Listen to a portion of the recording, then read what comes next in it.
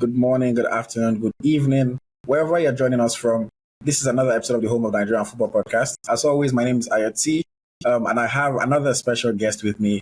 This time, a player for the Super Falcons of Nigeria and for Florida State University in the United States of America. I'm talking about Jennifer Echegini. Welcome to the show.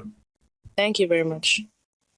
Yes, it's a pleasure talking to you today. An interesting young player that we have amongst our ranks. And I just thought, there's so many things that are still relatively unknown about you. And it'd be nice to learn about, your journey to where you are right now. And I'll talk about the World Cup as well. So I guess my first question, which a lot of Nigerians always wonder is, where are you from in Nigeria? Okay, so my parents are from Imo State in Nigeria. I'm Igbo. Been to Nigeria a couple times growing up. Do you know your village? Because I'm sure your village people want to connect with you. Mbise. Oh, I'm just going to pretend like I know. I'm not Igbo, so I don't really know about Imo, but it's good. I'm sure those that know will hear this and will understand. Okay, and can you give us a little bit of background? Where did you grow up, and how did you get into football as a girl? So I was born in the Netherlands. I started playing when I was 4 years old. Me and my brother and my dad would just kick around the ball in the garden. And my brother was already signed up for a team at the time, and I kind of wanted to be like my brother. And as we were kicking, my dad thought I was kind of good. So he was like, you're kind of good. Like, I'm going to sign you up. So I started with the local football team over there. I stayed there till I was 11 years old, was playing with boys. Then I moved to England, to London specifically. Then I joined Charlton, Millwall. I was at Arsenal as well until age 18. Then I came to the US, and then I played at Mississippi State for 3 years, and then I've been here at Florida State for about a year or so. Wow. First, I will say I had no idea that you were born in the Netherlands, so I'm already learning something about you 1 minute into this conversation. And just listening to your accent, you have like a mix of like a British American accent. How would you describe your accent? People ask me all the time, like, where my accent's from. I kind of just say I have a British accent, but it's funny because whenever I go to England for the summer, they say I sound American. Then when I come to the US, they say I sound British. And then to some other people, I have like a mixture of different things. It all depends on the words. No, I mean, it's very interesting and good to hear. So when you were a young girl, you said your dad saw you and thought that you were quite good at football. Was there anybody else that encouraged you and made you want to play football? I mean, absolutely. Me and my friends would kick around every day after school, before school, lunchtime, break time. That's all we really did. And we all were a part of the local football team. So we kind of on the same team together with my friends. It was cool. And what team did you support growing up? Growing up, I was always a Chelsea fan. Even though I lived in the Netherlands and I didn't know much and I was in a completely different country, I just loved Chelsea. Oh, nice.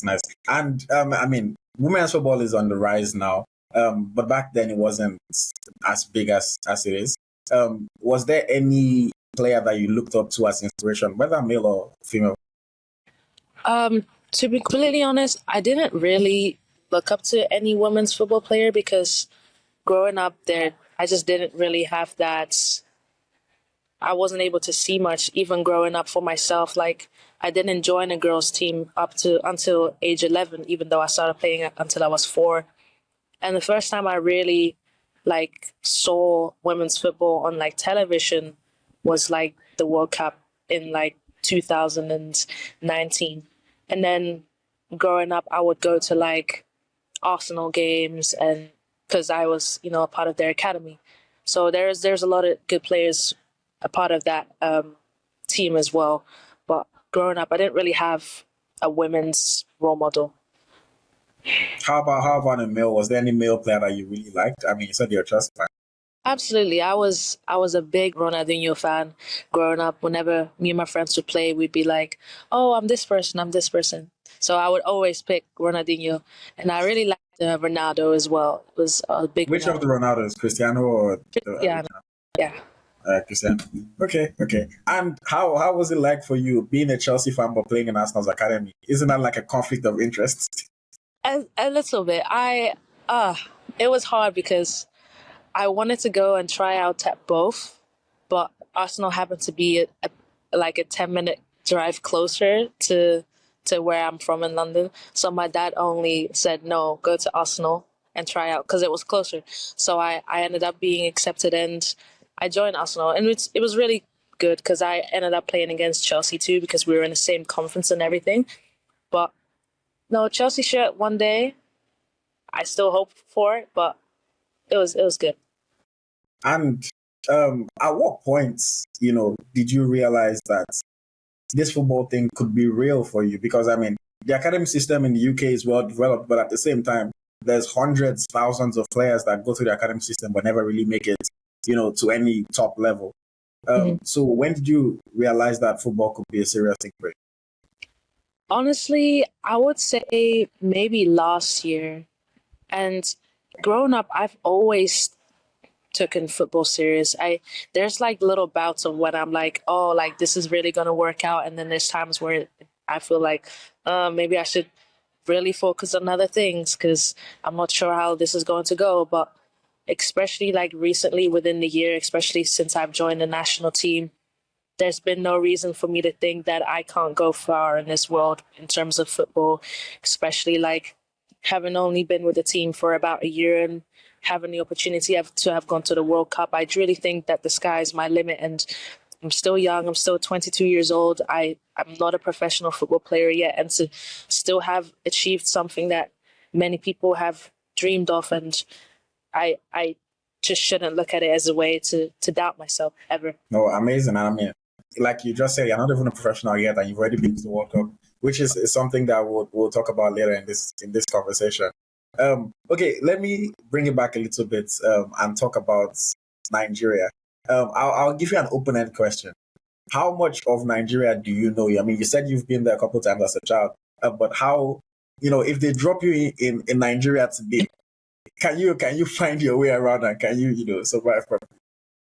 If I was dropped in Nigeria, I would try my best to make my way through, but I would be completely lost. I have I have no idea where I'd start or where I'd go. I'd probably just start asking around for help and figuring it out from there. But I would love to go because I haven't been since 2010, I believe. We used to go Christmas every time, and yeah, we haven't been. It's time to go. Mm. And when you used to go, what city did you go to? Imo or did you stay in Lagos, Abuja? We would fly into Lagos, and then we go to Port Harcourt.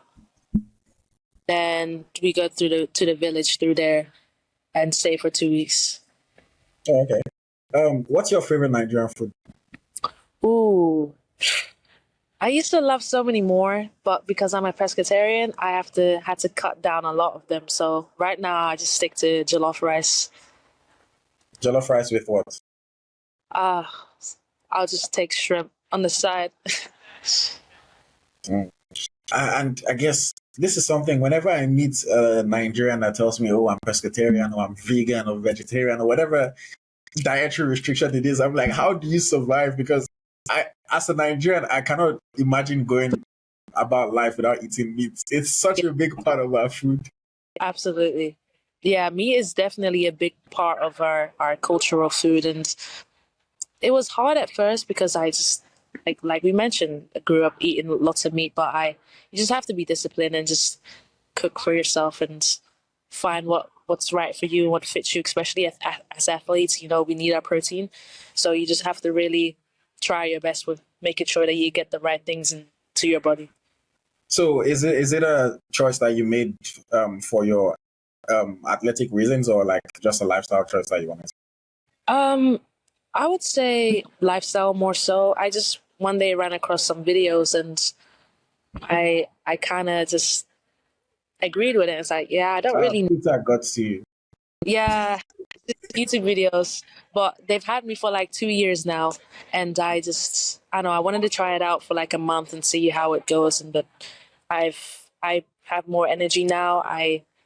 I just feel better without it, and I don't think I need it, and I think I can perform as well without it as much as with it. Okay. How about the Nigerian entertainment industry? Are there any musicians that you really like? Who's your favorite artist right now? I do like my Afro beats. Can't lie. I like Davido. Rema.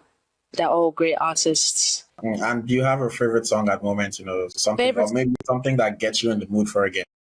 Oh, favorite song. I like Calm Down. Calm Down is just a banger. I can put it on repeat all day and I never get tired of the song. Okay. And if there was any city in Nigeria that you had to live in, which city do you think, would be your favorite city? Oh, this one's hard. Because I don't really know much about any of the cities. But let's say Abuja? Abuja, it's the capital. That's where a lot of people with the influence, I will say, are. Okay. Lagos. If you're someone that likes calmness, that doesn't like noise, then Abuja is right for you. But if you like the hustle and bustle of a jam-packed city, then that's more like Lagos. Lagos is where everything happens, but it's so rowdy. Yeah. Okay. Okay. Let's get back into the football. So how did you get into the college route? Playing from academy. One would have imagined that you would just go from academy and then try to play pro. What made you go to the United States to do college? I just realized that I just wasn't ready for me to go straight from academy to college. I had offers, from academy to professional. I had offers with some smaller teams, but I wanted to focus on developing and getting better and becoming the best version of myself physically and mentally. And I was introduced to the opportunity of going to the US. There's a lot of money into women's sports here, and I knew that I could come here and I can grow and really, become the best version of myself. So I decided to come here, and I'm very happy with the choice.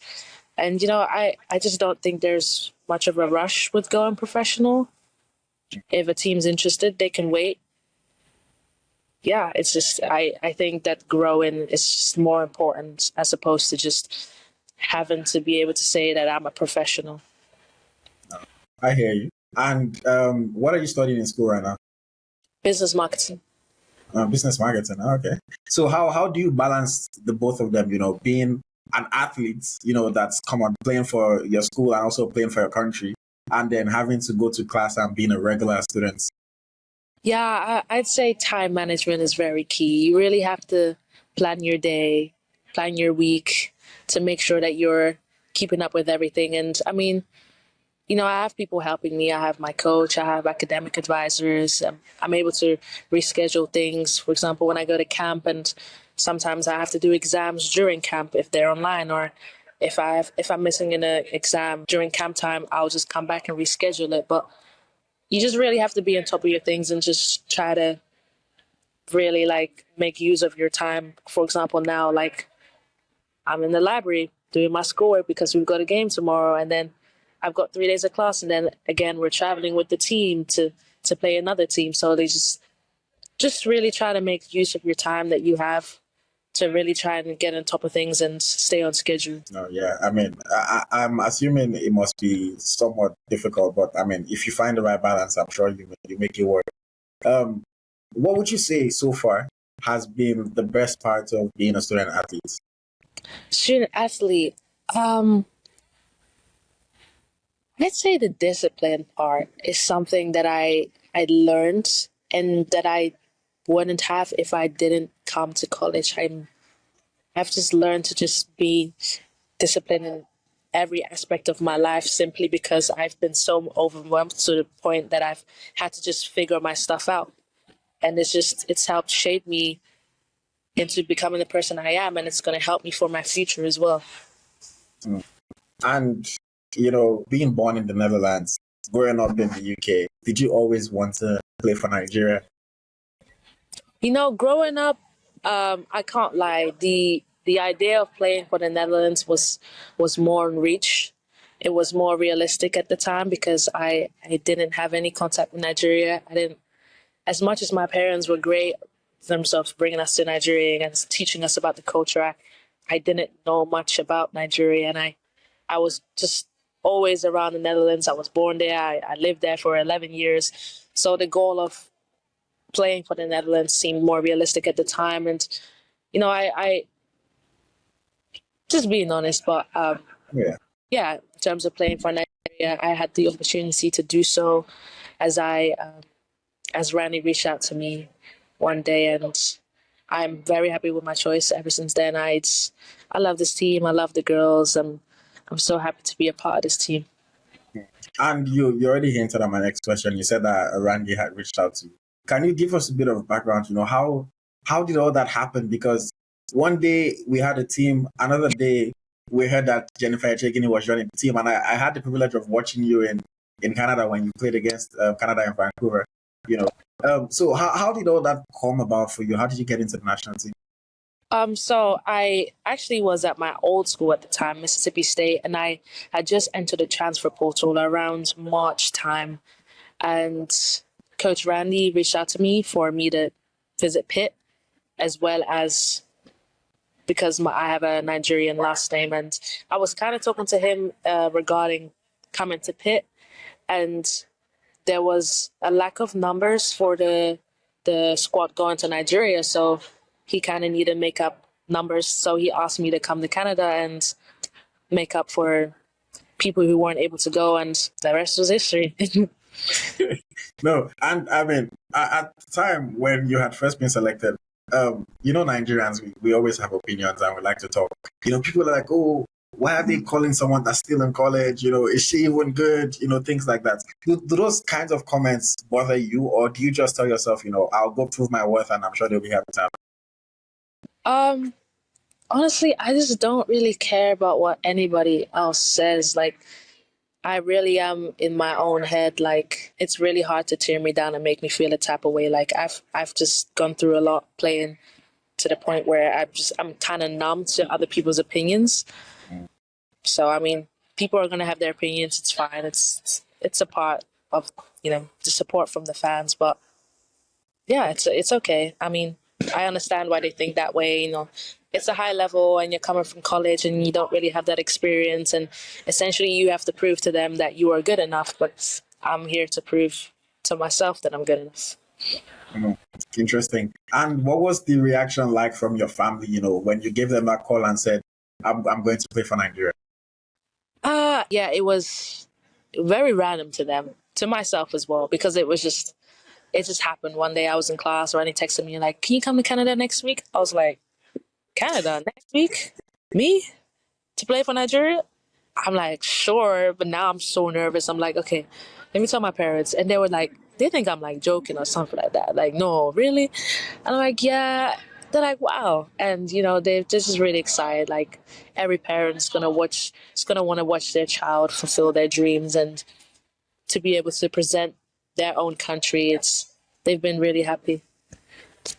Oh, yeah. I mean, I can imagine, and I mean, I'm sure it was, like you said, it was random for your parents, I'm sure at the same time, like you said, it just gave them that overwhelming sense of joy, to know that you were able to achieve that. So your first time in camp, what was that like for you? Because you're coming into a camp with so many other players that play professionally, play for top clubs around Europe, around the world. Did you feel any kind of nerves? Who were the people that helped you to settle in? I remember I got to camp maybe at like 1 a.m. in the morning, and I was relieved that I kind of showed up late so I didn't have to meet people in the moment because I was so nervous. So I was like, okay, I can sleep until the morning and then kind of get myself together and then, meet people. And I happened to have been Ashley's roommate at the time, and she's also from England, and she played at Leicester, and it was just easy to kind of speak to her first because we had some similarities, and it made me feel more comfortable in a way. So the nerves kind of went away, and then that morning I went into like breakfast and everybody was there, and I was really nervous to like talk to people, say hi. But the girls are really nice, so it was pretty easy for me to just get along with everybody and just feel a part of the team. Was there anybody that you were like really excited to get to meet or to play with in Super Falcons? I was excited to meet Azizat. She wasn't there, fortunately, but yeah. Okay, and making your debut in that game against Canada, I still remember there was a good moment that you had when you, I think, got the ball down the left, made a run, and then you took a shot. And the goalie saved it, but it was one of our better moments in the game. How did it just feel to be on the field and make your debut for Super? It felt surreal. It's one thing to dream about being able to represent your country, but to then just be in the moment, it's like this happened so quickly.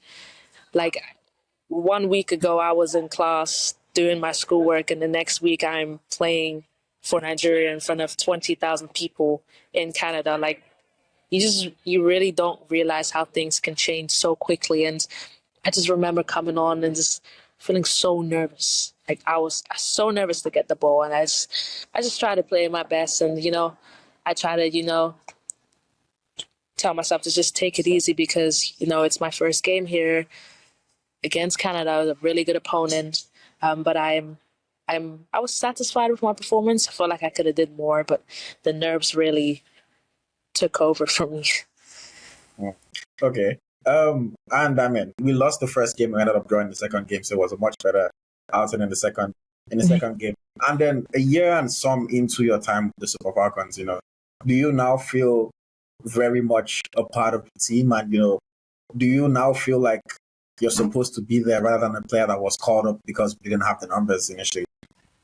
Absolutely. I mean, I try my best every time I go there. I believe that it's not as if I believe that it's my calling, because it's not that way. You go if you are good enough in the moment and if you deserve to be.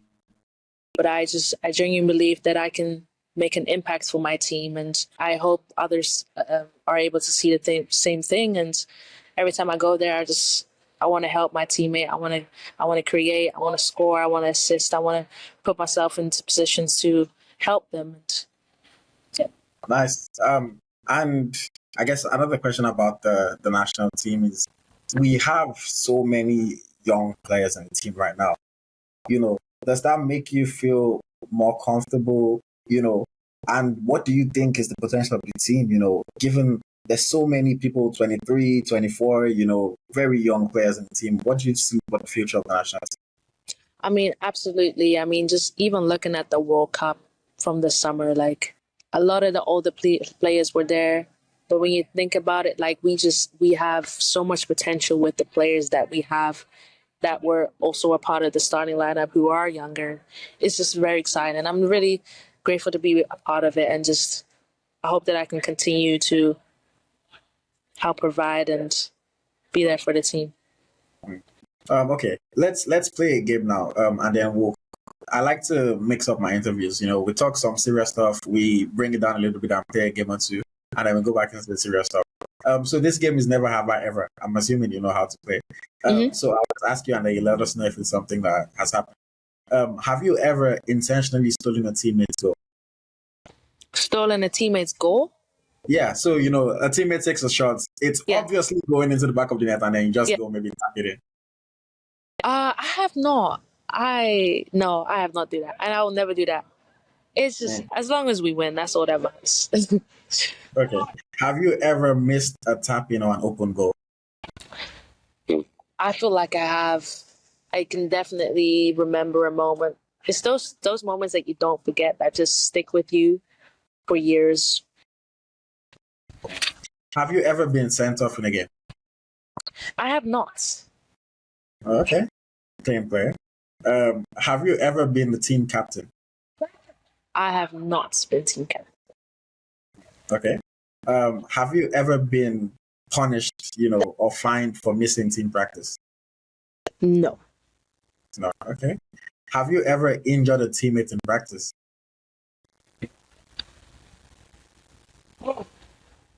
Unintentionally. Yeah, I mean, We hope Yes. you're not intentionally getting your teammates. Okay. Have you ever scored an own goal in a game?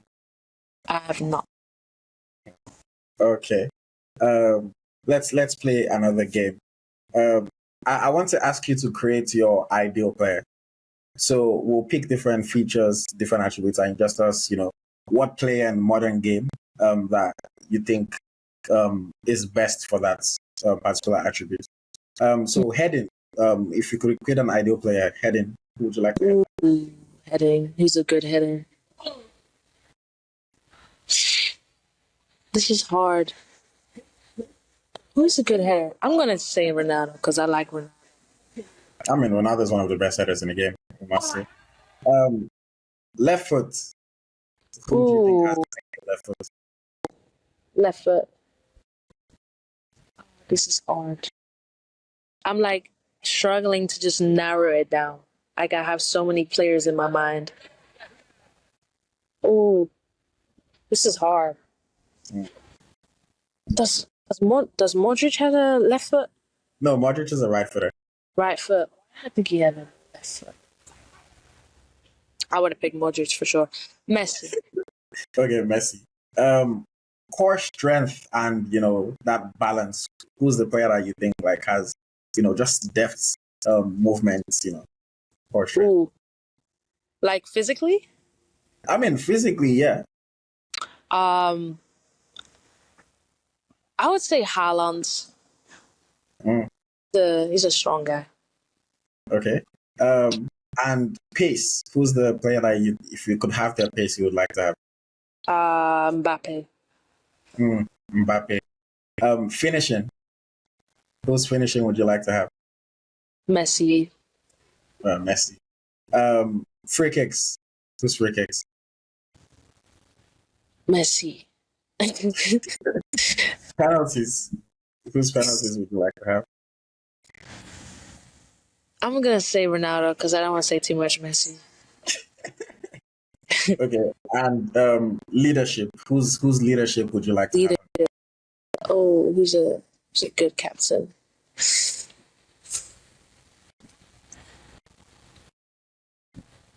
This is hard. I'm gonna say Reece James because he's Chelsea's current captain. Even though he's always injured. But Sadly. yeah. Okay. Let's do one more game before we get back into it. So this game is I'm going to give you I'll say 20 seconds. And then I just want you to whatever category I give you, just name as many things, people that fit into that category as you can in 20 seconds. Then just get my timer out. So the first one, how many Super Falcons players can you name in 20 seconds? Go. Okay. Ashley, Michelle, Tony, Yawande, Esther, Z, Rash, Christy, Hallie, Tony, Osi, Nome, Rafiat, Debbie, Tosin. Time up. I think I was trying to count. I think you got about 15 there. That's not bad. Okay, not bad. Not bad. Okay, next one. How many Nigerian celebrities outside of football can you name in 20 seconds? Go. Davido, Rema, Thames. Yeah. WizKids. Mercy Johnson. Yeah. Your time's up already. Oh God. You got only five of that one. Oh God. Okay. The next one. How many? You said you're a Chelsea fan, so I'll use Chelsea for this. How many Nigerian players that have played for Chelsea can you name? Oh God. Oh no, this is terrible. I feel like I'm being exposed right now. Oh God.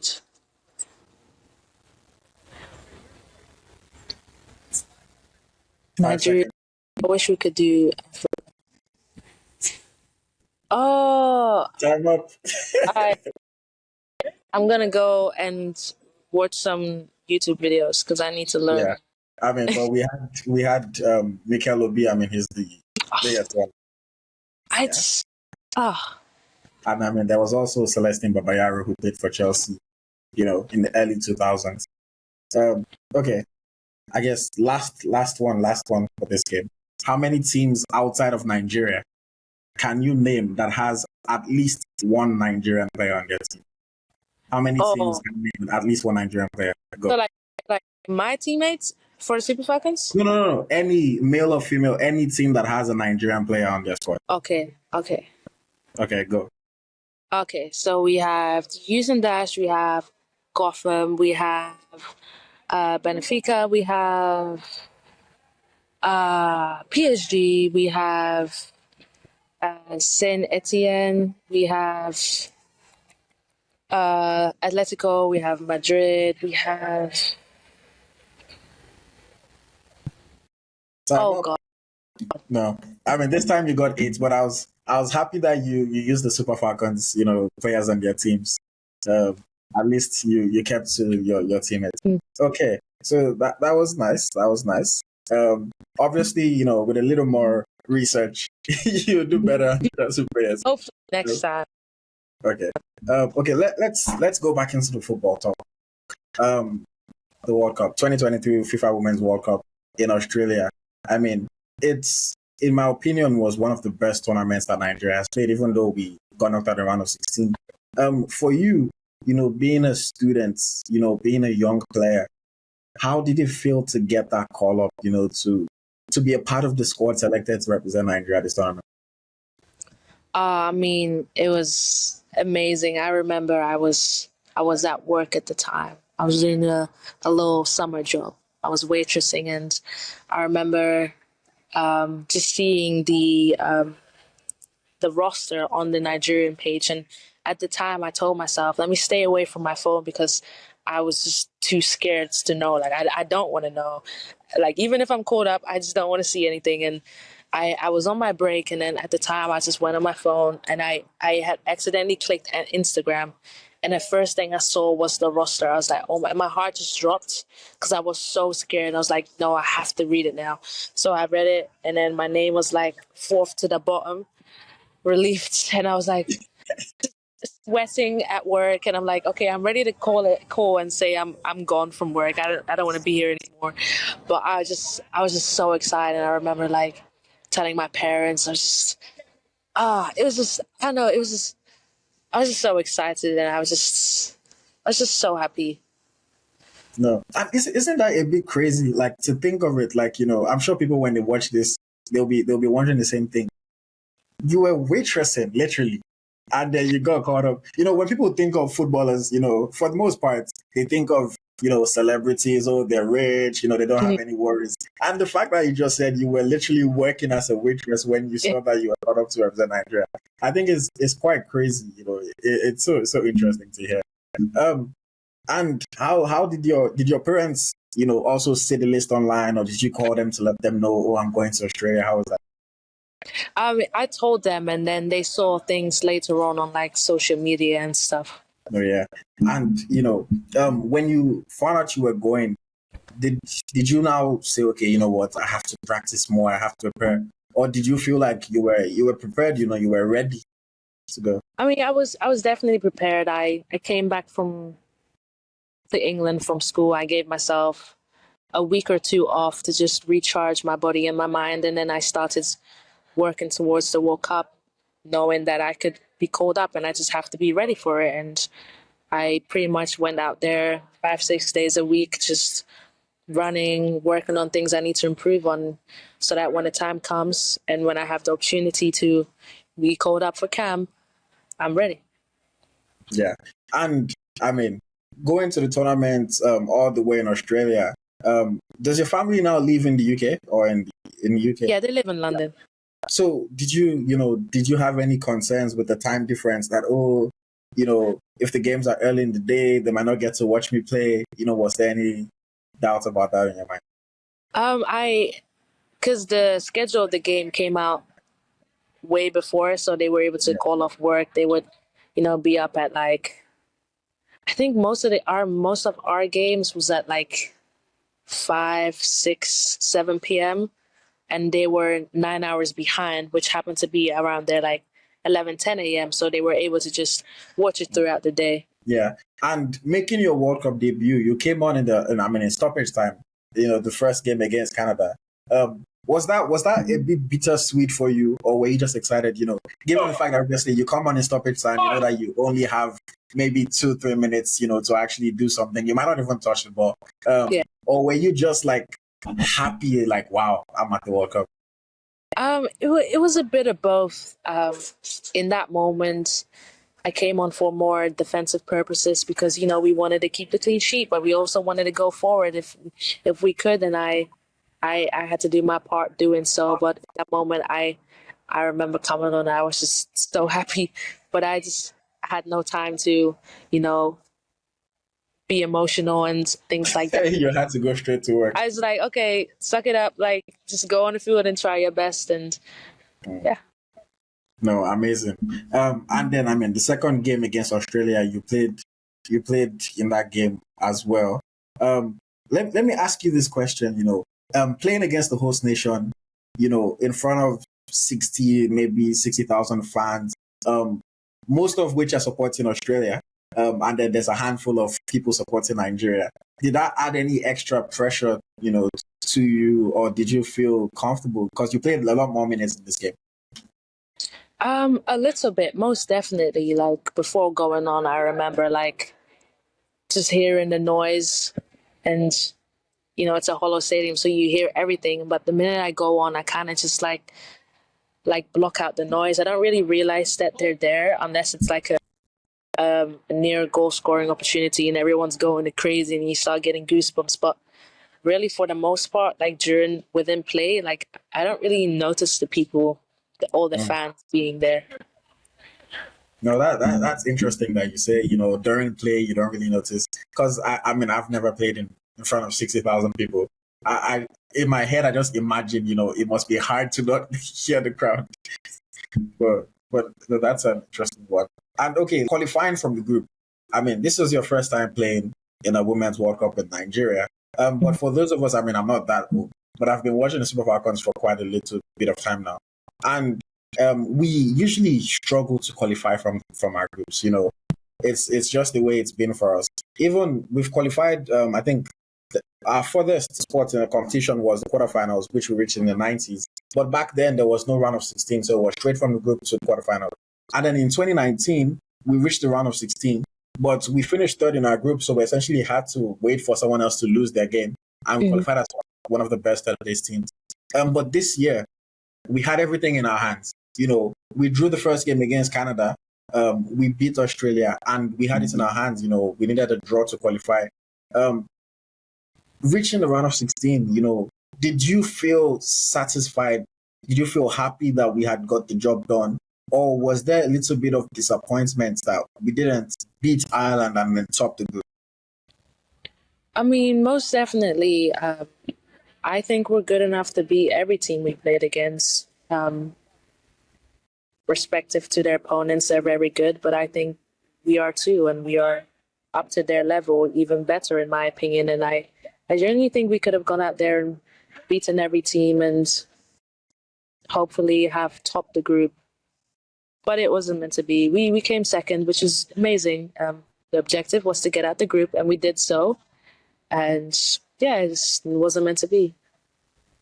And the game against England in round of 16, that day was so good, but yet so disappointing for us. I've said this, or I've been on record saying this, that of all the games that I've watched Nigeria the Super Falcons play, even games that we won 4-0, 5-0, I didn't enjoy as much as I enjoyed the game we played against England. We were on top for most, if not the entire game. We had chances. And of course, this is an English team that, with all due respect to them, they had so much hype behind them. They have quality players playing in top teams. Were you sad, just in terms of the fact that we weren't able to defeat them during the 120 minutes of play. I mean, penalty shootouts, anything can happen.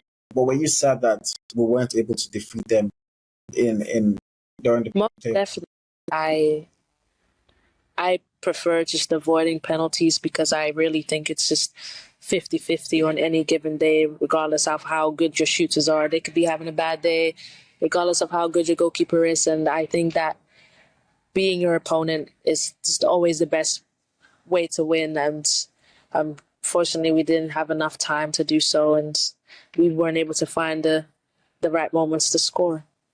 And for you, playing against the English national team, I mean, you said your family lives in England. You've been there since you were 11. You played your academy football in England. Did that give you a different feeling in your belly? Just going up against this team. Absolutely. This was my most exciting game because, like you mentioned, growing up in England, I have gone to the England games growing up, and I watched some of the older players that are there now, and just to be able to, kind of like play against them on the field and to hopefully have beaten them, it would have just topped everything. But it was really cool. No, yeah. And I mean, very, very unfortunate. Would you have liked to take a penalty in that game? What number were you on the list to take pens? I mean, we've been practicing penalties in practice. I hit some good ones. Penalties are just genuinely not my thing. It's still a part of my game that I'm working on. Like, even here in school, if I draw a penalty, I most likely won't take it because it's just not really my thing. And I just want to be good at something before I go. And I trusted my teammates. Yeah. I still do to step up in that moment. And no, yeah. And I mean, unfortunately, we lost on penalties. We had to go back home. For you, going back to the United States, now being a player that has played at the World Cup, I mean, I'm just imagining it now, but you must no longer be a regular person on campus. How is that like for you? I mean, this is something that pro players, dream of going to the World Cup, and then for you to still be in college and to have gone, how is campus life for you now? To be honest, not much has really changed. Like, here in America, they don't really watch football, or how they call it, soccer. So, I mean, some people watch the World Cup, and every once in a while they're like, "Oh, hey, like I saw you play for Nigeria," and it's really cool. But for the most part, my life is pretty much the same as it was before I left in the summer, as opposed to now. Are you still working as a waitress? I hope not. No, I quit my job. Hopefully, I will not be back there. And I mean, now, just calling out there, you have an additional 60K, so you don't really have to worry about waitressing anymore. Exactly. Let me ask you that question. Is that something that was an added incentive for you and for the players? Because I mean, everyone likes money. In men's football, I mean, they have all sorts of performance bonuses. So was that something that gave you an additional fire in your belly to perform the performance bonus that was coming from FIFA? I mean, most definitely. I'm young, so hearing of that kind of money, it's like my first biggest paycheck that I've ever would receive. So it would definitely give anybody, I'd hope, some extra edge in wanting to go out there and win. But like, genuinely from the bottom of my heart, like, even if they offered 0, I would give as much as they did if they gave 100K or 1 million. Like, I genuinely I want to win, and the same for my teammates. Like, we just want to go out there and just play our hearts out. And do you know what the first thing you're going to buy with your winnings would be? What's the first thing you'll spend money on when you get paid? I'm not a big spender, honestly. Like, I'll probably just save it, and at the right time, I'll just try and buy a house with it. Buy a house? Oh, you're thinking big. I like that. Buy a house in the UK or in the US? Where do you see yourself, long term? I would say I'd buy a house in the UK. No, in the UK. Okay, so you don't think you're going to like live and establish yourself in the US? Yeah. After college these 5 years. I don't really see myself playing in the NWSL as much. I mean, it's not a definite no, but as of right now, I have aspirations of wanting to play in Europe and, in England. And, my family lives in England. So, like, in terms of wanting to buy a house, I think it makes more sense for me to build in the country where my family lives. No, for sure. For sure. And, speaking of aspirations, what would you say is maybe your biggest dream in football? Oh, my biggest dream in football. Whew. If you asked me this 3 months ago, I would have said playing the World Cup. But I fulfilled that dream already. As of right now, my next goal, my next objective is to, go to the Olympics. I mean, I actually, it's funny, but I went on vacation to England in 2012 with my family as we were living in the Netherlands still. And we came to England because we were having the Olympics here.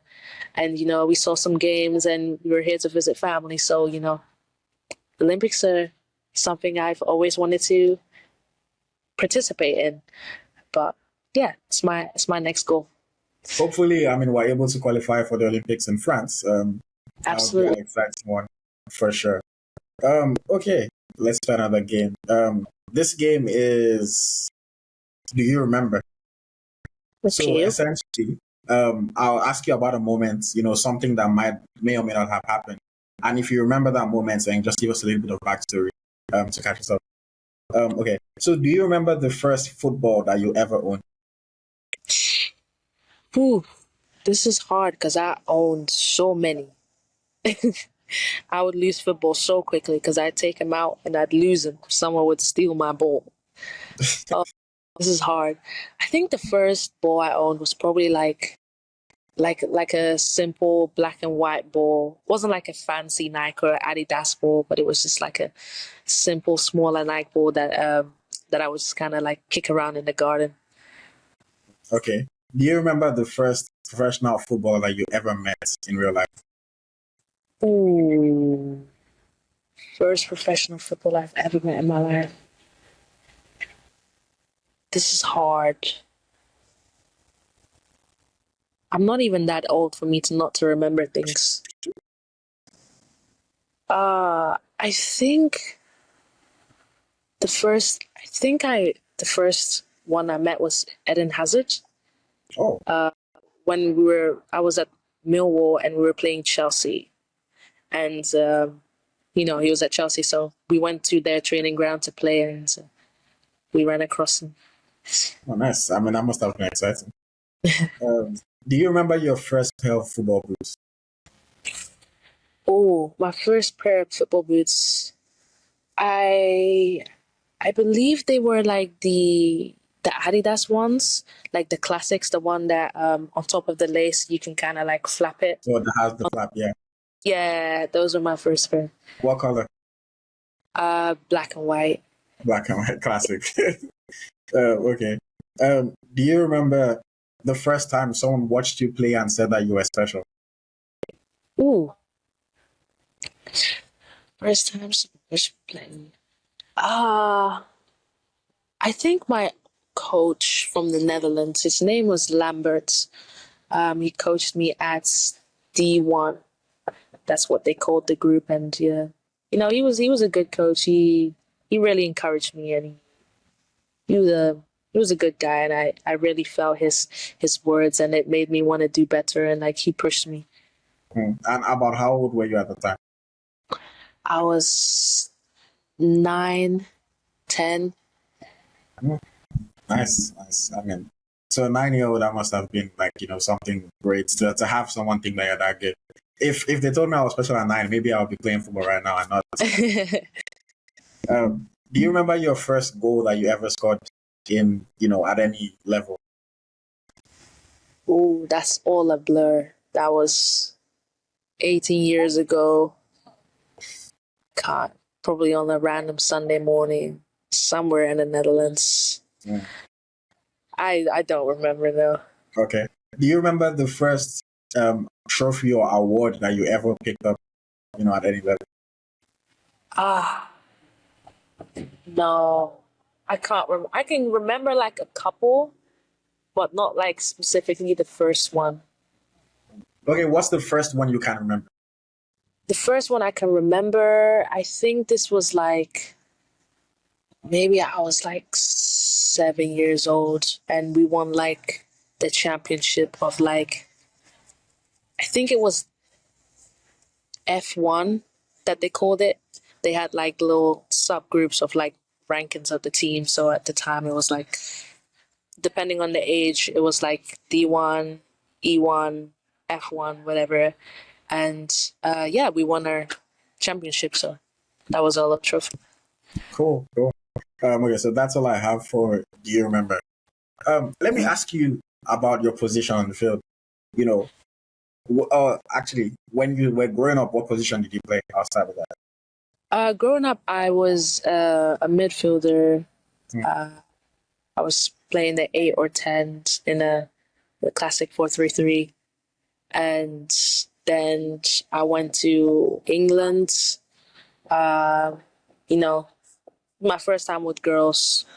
So I was moved to the 9. I was a bit bigger, faster than the other girls. So I was moved to the 9. Then I was moved to the winger position for a couple years. Then I came to the US and played like every position in the front 5. Left wing, right wing, 9, 10, sometimes 6. But came to Florida State, came here as a winger. But now this year I'm specifically playing the 10 again. And of all these positions that you've played, which would you say is your favorite position to play? The 10. And why is that? I like playing the 10 because I feel like the 10's in control in some way offensively. I think you can do everything. You can create for your teammates, you can create for yourself. And I think one of my strongest assets and what makes my game good for me is my finishing myself in front of goal. And as the 10, I can really put myself in front of goal many times during the game, and also like come back and help, and just to continuously be busy. Like that's what I like with playing the 10. I just always want to like do something. And speaking of your finishing in front of goal, I mean, you already scored your first goal for the Super Falcons, you know, in a friendly against New Zealand. How did that feel for you, you know, to be able to score for your national team? That felt amazing. In the moment, I was super happy, and I don't know. It was just super exciting. And okay, in terms of playing the 10, I mean, I wouldn't say all, but a lot of modern day teams, modern coaches don't really play with like a natural 10, you know. All sorts of false 9s, you know, all sorts of different combinations are happening. So if you couldn't play as a traditional number 10, you know, where's your next best spot to be on the field? I would say left wing. I mean, if I can go play the 8, I would play the 8. But if not, I would go to the left wing position. Left wing. And if there's anybody that doesn't really know your game, you know, or maybe hasn't ever watched you play or hasn't watched you play now, how would you describe yourself as a football player? I would say I would describe myself as a simple player. I just like to do the right thing. I like to create fast, good at finishing in many different ways, using my feet or my head. Okay. And you said you're studying business marketing in school right now. So if you were not playing football, you know, if you were not going pro as a football player, I mean, hopefully you do. But if that wasn't happening, what else do you see, you know, yourself doing in life? If I wasn't playing football, I would probably just run my own businesses on the side, many different things, like potentially like a real estate business, which I still see myself doing with football as well. But in terms of, you know, with marketing, I would probably go into like data engineering or data analysis or like marketing research. I find it quite interesting. Oh, nice. What's your favorite jersey number to wear? I'd say 10 or 7. I'm torn between both. Okay. If you could be any Chelsea player, past or present, you could live their life for a day. Who would you like to be for a day? Eden Hazard. Eden Hazard. Yeah. I mean, I was heartbroken when he left Chelsea. oh man. Hazard at Chelsea was a different kind of beast. Oh, he was. If we stayed, he would have been one of the best players in the world.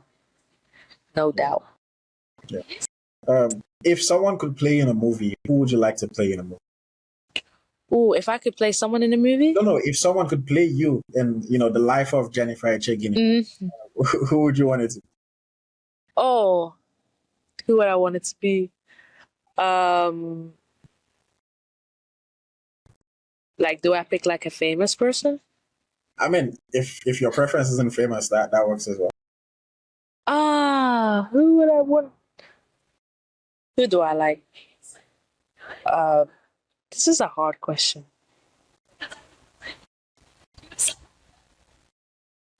I don't really know who to pick. Who would you pick for yours? Who would I? I'm not the one that is being interviewed right now. People don't care to hear that. Oh, I genuinely don't know who to choose. This is who would I want to play me?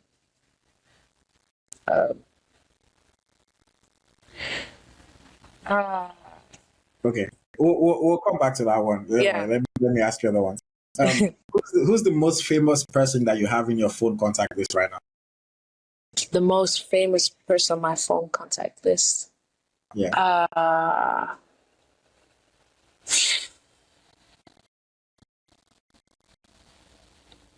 Do I know? It would probably be someone from the Super Falcons. Yeah, it would be my teammate. Yeah. Okay. What is your favorite goal celebration? If you score a goal, what's your favorite celebration? I kind of just like to just go like this. Just keep it simple. I don't know. I don't really like. I just want to score. I don't really care about the celebration. So you're never someone that's going to be like practicing a dance, or setting something up with your teammates. We say we do, but we never end up doing it. Then in the moment, we kind of just like high fives or give each other hugs and just walk back. Okay. What's your favorite hairstyle to do? Favorite hairstyle? I like to just do like one half up and one half down, or I just get like a hair tie and just tie it around my head like this to keep down. Okay. What keeps you motivated? I mean, being in school, being an athlete, achieving all these feats at a young age. What keeps you going? How do you continue to dream to achieve even more? My family for sure, like they sacrificed a lot for me to be able to be here at this moment in time, and I want to return the favor by just continuing to work hard and trying my best so that everything that they've sacrificed for me doesn't go to waste, and myself as well. I want to prove to myself that I am going to be great, and I will be, and I like I mentioned earlier in the video, the sky is my limit, and every day I want to prove that to myself. Amazing. What is the best match that you've ever watched, in your opinion? Or maybe even been a part of? The best match I've ever watched or a part of. I remember watching the 2010 World Cup. It was Netherlands versus Spain. The Netherlands lost 2-1 in like the last couple minutes. I was heartbroken. I was like, how old was I at the time? Like maybe 9-10 years old. And it was like my first World Cup that I watched, and it was obviously really exciting because Netherlands was in the final, and you would hear horns blowing on the streets. Like the streets were filled with orange everywhere. Like it was such an exciting game that I still remember that game vividly, and I from that moment onwards, I truly fell in love with this game. I was like, wow, this game is so exciting, but I'm also at the same time really heartbroken because I wanted to win the World Cup. But yeah, it was a good game. No, for sure. I mean, that was one of the games that I was thinking you might mention. What is the best goal that you think you've ever seen? Ooh, the best goal I've ever seen. I've seen a lot of good goals. This is hard. But one that's like unique and kind of stuck with me because again with the Netherlands, I've just watched the Netherlands so much. Van Persie's goal in 2014 World Cup, where he was like The header against Spain? 25 yards from goal and he headed across. He just flew. Like that was crazy. That was insane to me. And it's just one of those goals you could just never forget. No, yeah. I mean, that's an amazing goal, That World Cup was so interesting. I mean, the way Spain lost that game was incredible as well. Yeah. I mean, top striker. Okay. What is the best individual performance that you've ever seen from a player? Like you watch the game and that day, this player was just unstoppable. What's that performance like?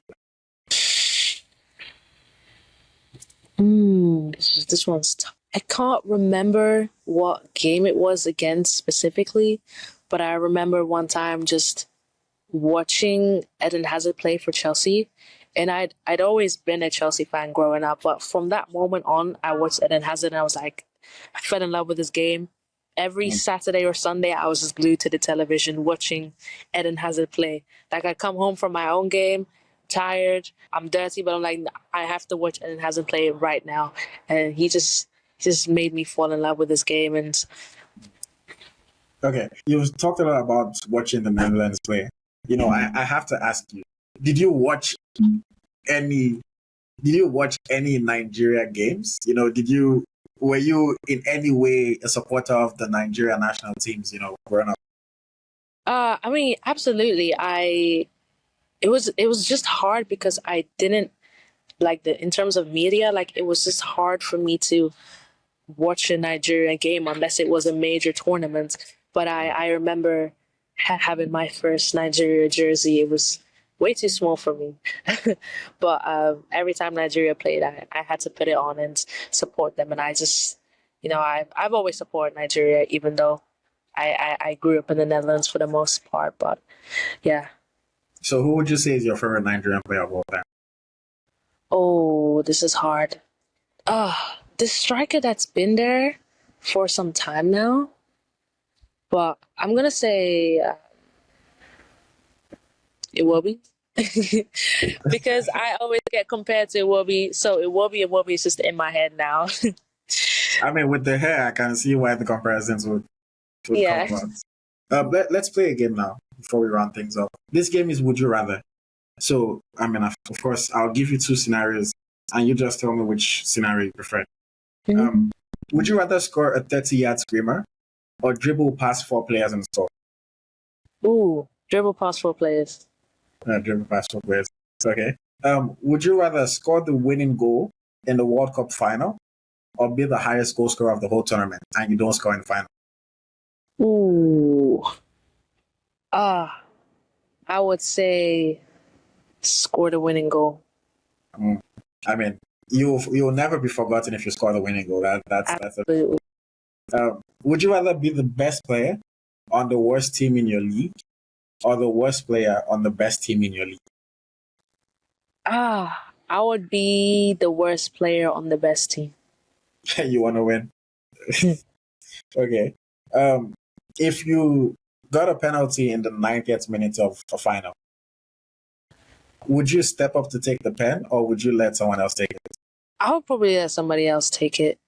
If I'm the one that's fouled in that moment to win the penalty, I would let somebody take it. But if someone else was fouled, I would take it. Okay. Would you rather win 1-0 in a game and you score 90th minutes winner, or you scored the first goal and your team wins 4-0? Ooh. I want to win 4-0. my team. Okay. Do you have a best friend? Oh, I have a couple people I'm close to, but I wouldn't say I have like a best friend. Okay. But a good friend of yours, would you rather play on the same team as your friend and you lose a final, or you play against them and you beat them in the final? Against them, they can lose. They can lose. Okay. So Eden Hazard, I'm assuming he's like your football idol, football hero. So would you rather have been able to play against him in a game or just meet him at like a random event? I would try and avoid that man at all costs in a game. So I would pick random event. Okay. Would you rather score in every home game of the season or score in every away game of the season? Home. At home. Okay. When you retire, from football, when all is said and done, would you rather have the record for the most goals scored in a career, like highest goal scoring female player ever, or most trophies won by a female player ever? Trophies. Trophies. Okay. If you played 4 years on a team and you always finish second, and the same team won every year, in the next year, would you join that team that's always winning, or would you stay on your team and try to beat them? I would stay and try and beat them. You'll stay. Okay. Would you rather you play a whole year of football, no goals, no assists, or you don't play football for a whole year? Forever again? No, for 1 year. So one year you don't play football, or you play throughout that year. You play every game of the year and you don't score any goal, you don't get any assists. That's depressing, but I would pick that. You would rather play? Mm-hmm. Okay. Would you rather play in the rain or play in the snow? Rain. Would you rather play in extreme heat or extreme cold? Extreme heat. Heat. Would you rather have your own signature boots? So the JE7s, or whatever we choose to call them. Or would you rather have an award named after you?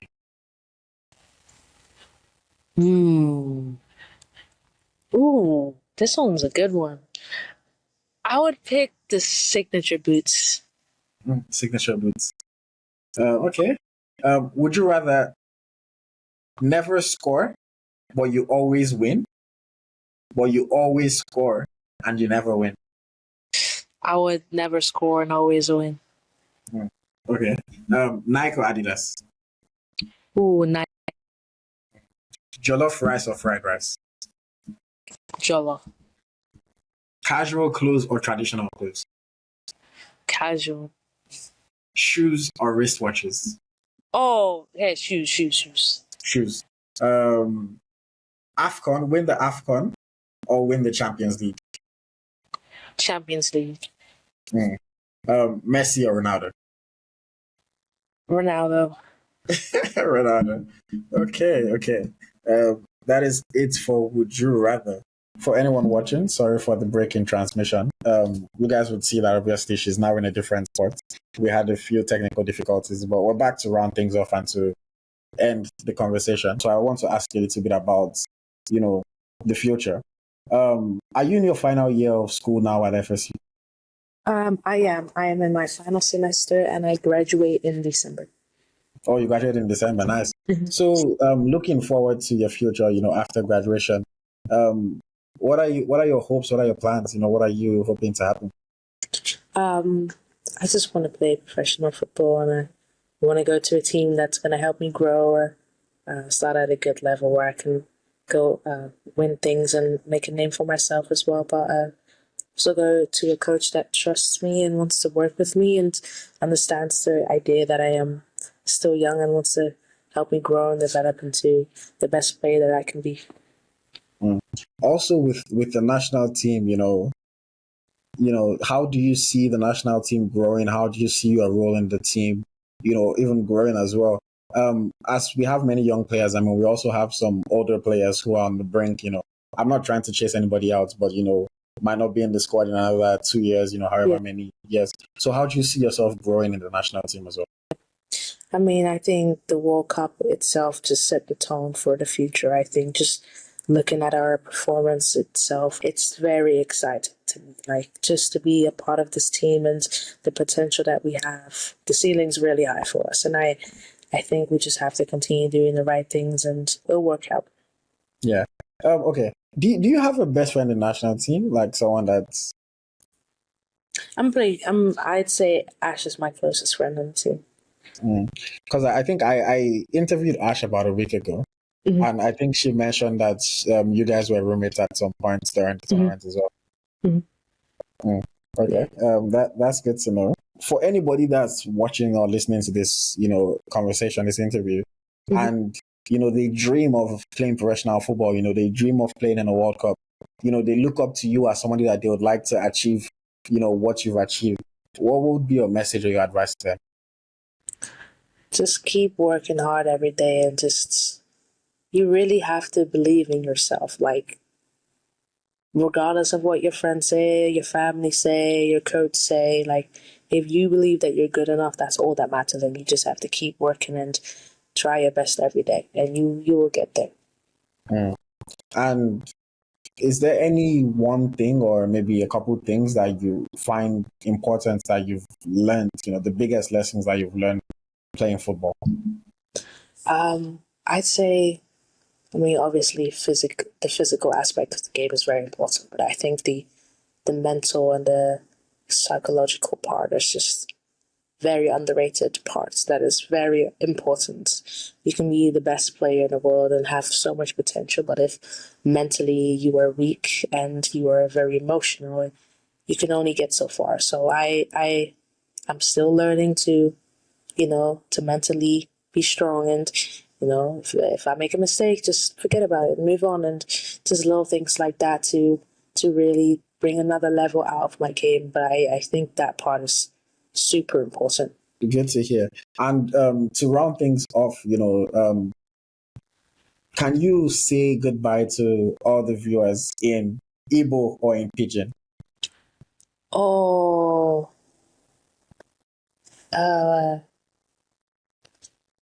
Jishike. No, that's good luck. That's like good luck.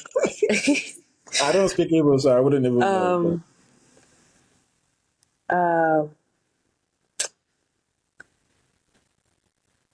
I don't really know what to say. My mom always used to just tell my dad to shake it out of the door. So I would pick that up as like bye or something like that. So I don't think it's the right thing. Ignore. Okay, how about in Pidgin? Can you send us off in Pidgin?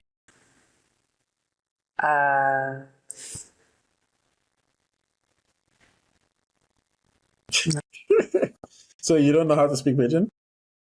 No, not really. I'm more of a I might understand certain things being said to me, but I can't say it back. We need to bring you to Nigeria, fly you into Nigeria and I really do. Teach you a lot of these things. But nevertheless, it's been a pleasure talking to you. I know you call yourself Joe. Is that because of your initials, Jennifer Onyinye Echegini? Yes, correct. Okay, yeah, I guess as much. But yeah, it's been a pleasure talking to you. I've really enjoyed the conversation. Wishing you all the best in the rest of your time in college. Wish you a happy graduation in December, and hopefully we see more of you on the football field, both for Nigeria and for whatever club, you sign with after your college days are done. We'll be looking forward to watching more of you. Thank you very much. Thank you so much for having me. All right. Bye-bye. All right. Bye.